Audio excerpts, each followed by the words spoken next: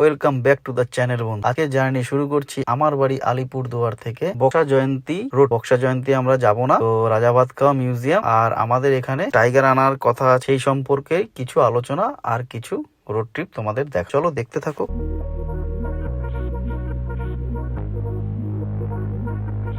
Hate it when my doubts and my fears swell up like the ocean.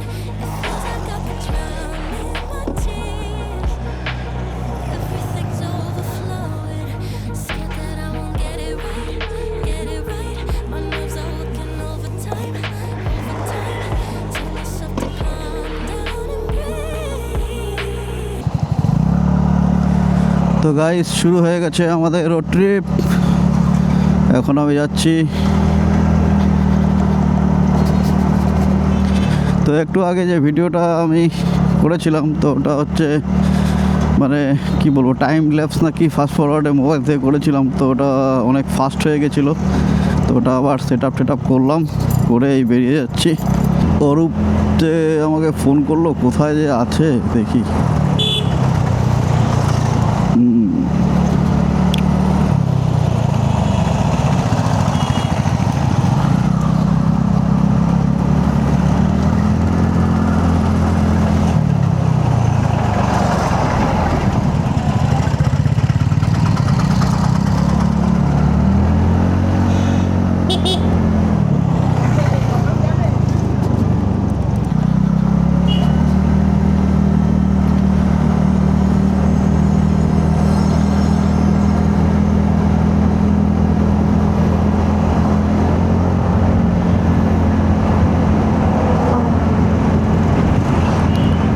এই যে washing centre, এখানে গাড়ি wash হয়, খুব ভালো।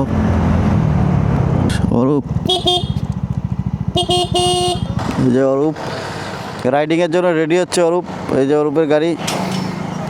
আর অরূপ বেরিয়ে এলো জিম ঠিম করে, অনেকটা চেহারাটা কমিয়েছে ও। দেখছেন, দেখেন তো চেহারাটা এখন ঠিকঠাক আছে না? তো বসো, আমি জল খাবো, ট্রায়াল দিয়ে আসি গ্যাসের থেকে। তো দেরি হবে তো। কিসের জল বানাইছে? না না, লেবু জল ভাত খাইছি মাত্র। আমি যখন ওকে ফোন করি না, কি খবর, কি সব কিছু ঠিক আছে তো? মানে বোটকে নামায় বাইক চলে যাচ্ছে আবার মটর খাইতে গেছে হয়তো। ও তো ওইটুকু তো হয় না।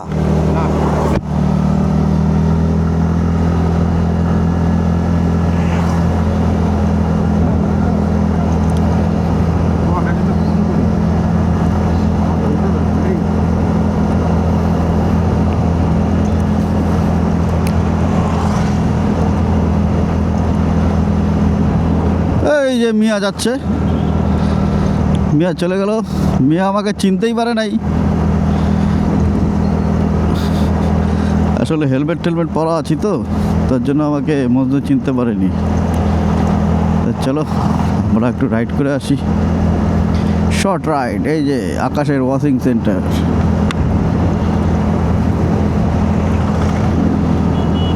ओके गाइस, ये आ गया भेड़ बकरी।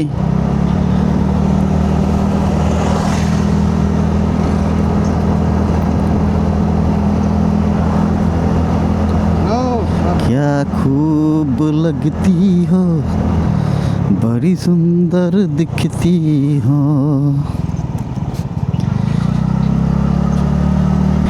ये शाम मस्तानी मदहोश किए जाए, मुझे डोर कोई खींचे तेरी ओर लिए जाए। ये शाम मस्तानी मदहोश किए जाए, मुझे डोर कोई। এই যে বিশালের দোকান, বিশালের চায়ের দোকানটা পেরিয়ে এলাম। হ্যাঁ, অল্প অল্প। তো চেকপোস্ট পার হয়ে গেলাম। এই যে শুরু হয়ে গেল আমাদের বক্সা জয়ন্তী রোড ট্রিপ, শর্ট ট্রিপ। তো আমরা বক্সা জয়ন্তী অবধি যাব না, তো ছোট্ট একটা ট্রিপ করে দেখাবো। সামনে ভাত খাওয়া আছে, ভাত খাওয়া যাবো, ওখান থেকে ঘুরে চলে আসবো। তো আজকে যেহেতু টেস্ট ড্রাইভ চলছে তার জন্য অনেকটা দূর যাব না, তো যতটুকু যাব ভাত খাওয়া অবধি সেই ট্যুরটাই তোমাদের সাথে শেয়ার করব। চলো, তো এটা হচ্ছে উপর দিয়ে চলে গেল, এটা চলে যাবে শিলিগুড়ি আসাম রোড, আর এই আমাদের এটা বক্সা ফোর্ট রোড, মানে বক্সা জয়ন্তী যাওয়ার মেন রোড এটাই। তো আমরা এখানে একটা জিনিস দেখাবো, মিউজিয়ামের ওখানে আমাদের যে বক্সাতে তোমরা হয়তো শুনেইছো যে টাইগার রিজার্ভ, তো হ্যাঁ বক্সা টাইগার রিজার্ভে আমাদের যে টাইগারগুলো এনে ছাড়া হবে, তার মধ্যে অক্টোবরের 4 তারিখে সম্ভবত টাইগারগুলো আনবে। তো সেখানে মেল টাইগার থাকবে 2টা আর ফিমেল থাকবে 2টা। তো ওদেরকে কিছুদিন এখানে রাখা হবে হয়তো, যেটা শুনেছি আর কি। তো আস্তে ধীরে তাদেরকে মানে ছাড়বে, মানে এই ওয়েদারের সাথে তাদেরকে মানে ম্যাচ করিয়ে তাদের মানে শরীর স্বাস্থ্য কীরকম থাকে সেই হিসাব করে তাদেরকে সেই হিসাব করেই ছাড়া হবে। তো আগামীতে আমাদের এখানে হয়তো মানে এলিফ্যান্ট সাফারির হয়তো কোনো ব্যবস্থা করতে পারে, কারণ জলদাপাড়া থেকে আমাদের এখানে 3টা হাতি এনেছে। তো হাতিগুলো এই সামনে আমাদের একটা মিউজিয়াম আছে বক্সা ফোর্টের এখানে, তো গেটের সামনেই, তো মিউজিয়ামটা তোমাদের দেখাবো। আর হাতিগুলো এখন আছে কি না জানি না, তো সেই হাতিগুলো 3টে হাতি আনা হয়েছে। আর চলো দেখি হাতিগুলো আছে নাকি, যদি থাকে তোমাদের দেখানোর চেষ্টা করব এই ভিডিওতে। আর কি, চলো দেখি। এই হলো জঙ্গল, আমাদের বক্সার জঙ্গল। আমরা সবসময় এখান দিয়ে যাই, চা খাই।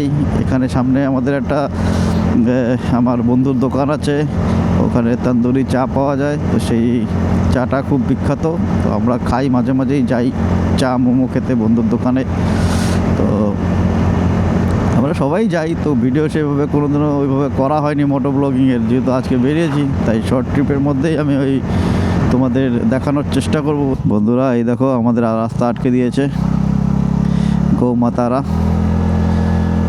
চলো এগিয়ে যাই আমাদের গন্তব্য museum. This is the museum.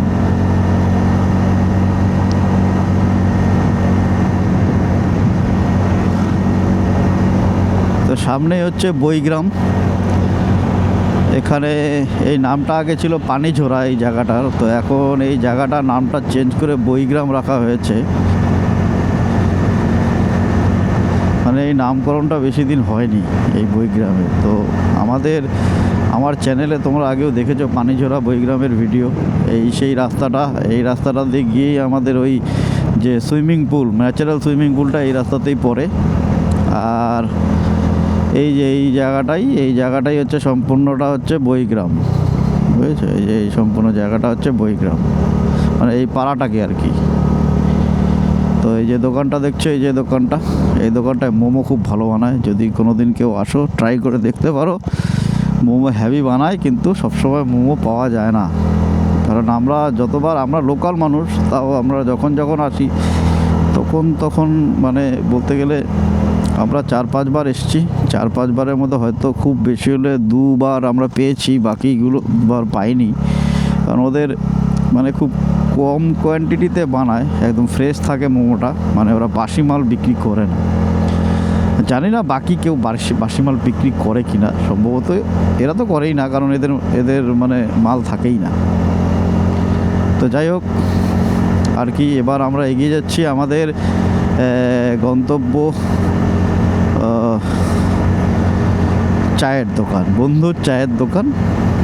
তো সেখান থেকে ওটা ক্রস করে আমরা মিউজিয়ামের ওইদিকে যাব হাতিগুলো দেখার জন্য। হাতিগুলো আছে কি না জানি না, দেখে আমরা বেরিয়ে যাব।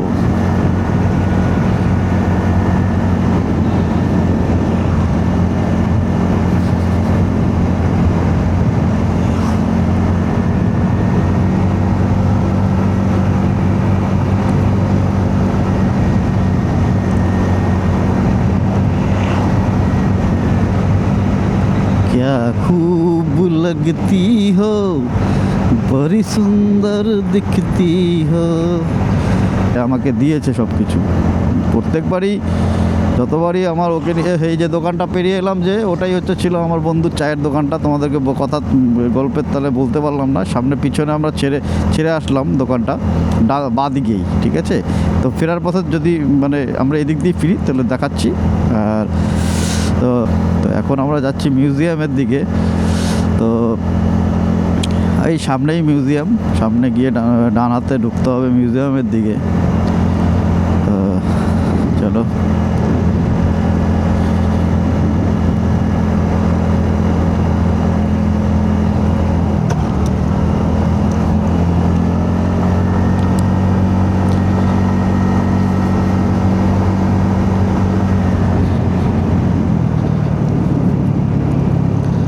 এই যে চলে এসেছি আমরা মিউজিয়াম, মানে এটা হচ্ছে মিউজিয়াম। আর আমার মনে হয় সম্ভবত আগামীতে এদিকে টিকিটের মানে যে আমাদের মাননীয় মুখ্যমন্ত্রী মমতা বন্দ্যোপাধ্যায় টিকিটটা উঠিয়ে দিয়েছিল, তো এটা মনে হয় আবার চালু হবে টিকিটটা। তো এখন তো আমাদের মাননীয় মুখ্যমন্ত্রী শ্রী শুভেন্দু অধিকারী মহাশয়, তো যাই হোক উনি জানি না উনি এখন কি করবে, তো মনে হয় টিকিট করবে। তবে টিকিট চালু করা উচিত, কারণ টিকিটটা না থাকাতে মানুষ মানে যে যার মতো যাচ্ছে। একটা মানে অ্যাকচুয়াল মানে ফরেস্টের একটা ডিসিপ্লিন থাকা উচিত, সেই ডিসিপ্লিনটা থাকে না। মানে একটা টিকিট অবশ্যই করা উচিত আমার মনে হয়, জানি না কার কি মনে হয়। কারণ টিকিট না থাকলে এই বনাঞ্চল মানে সব কিছু সেফ রাখা খুব অসম্ভব। এই যে দেখতে পাচ্ছ, এই যে এটাই হচ্ছে মিউজিয়াম, ঠিক আছে। আর মিউজিয়ামটার থেকে সামনে এগিয়েই হচ্ছে হাতির যে রাখার জায়গাটা করেছে। এই যে এটা হলো সেই মিউজিয়াম, এটা তার এন্ট্রেন্স, ঠিক আছে। তো চলো, এই যে সামনে যে দেখতে পাচ্ছ, এই যে ডান হাতে, আমাদের ডান হাতে এই যে এখানে হাতিগুলো রাখে। তো এখন নেই হাতিগুলোকে, মনে হয় সম্ভবত মাউতরা নিয়ে গেছে, কারণ ওদেরকে জঙ্গল ফঙ্গলে নিয়ে যাবে। যে ফেন্সিং করে রাখা আছে এখানে সমস্ত, মানে 3টে হাতি যে জলদাপাড়া থেকে আনা হয়েছে, এখানেই সেগুলোকে সংরক্ষণ করা হয়েছে। মানে ওদের এখানেই পার্মানেন্ট ওদেরকে রাখবে, ঠিক আছে। তো জায়গা তো দেখছি 4টা, কিন্তু হাতি এনেছে 3টা, হয়তো আর একটা হাতি আনতে পারে, জানি না। এটা একান্তই এই যে দেখেন ছোট বজরংবলী। তো যাই হোক, তো এটা একান্তই বন দপ্তরের মানে সিদ্ধান্ত, তারা কি করবে। কোথায় আমার দুটো কথা ছিল না, আরে একটা এই যে ছোট্ট একটা ট্রিপ করলাম, এই দিক দিয়ে আমরা বেরিয়ে যাব।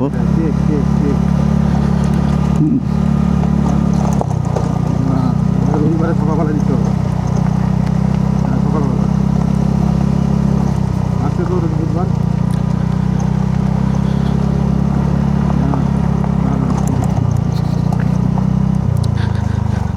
আর এদিক দিয়ে তোমাদের এই মানে সোজা যে রাস্তাটা চলে গেল ওইটা, মানে আমরা তো এদিক দিয়ে ঢুকে গেলাম, তো এটা আমরা ভিতর দিয়ে বেরিয়ে আসছি। তো সোজা রাস্তাটাই বক্সা টাইগার রিজার্ভের দিকে যাচ্ছে।